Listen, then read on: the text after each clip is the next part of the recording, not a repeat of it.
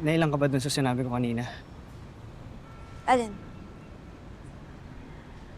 Na mahalaga ka sa akin?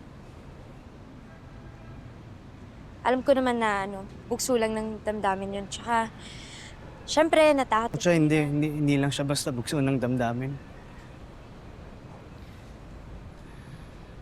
Matagal ko nang tinatago yan. Hindi ko lang pinapansin. Pasensya ka na kung hindi ko agad naamin sa sarili ko yung nararamdaman ko para sa'yo. Kung hindi pa mawawala si Chelsea, kung hindi niya pa sasabihin yun bago siya mamatay, panigurado, tinatago ko pa rin yun hanggang ngayon eh. Kaya di naman natin kailangan pag-usapan to ngayon kasi may iba pang importanteng bagay kailangan tayo gawin, di ba? Importante rin to.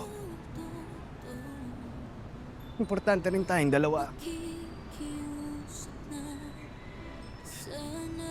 Alam mo, hindi naman importante maging tayo agad. Gusto ko lang namang sabihin sa'yo yung nararamdaman ko.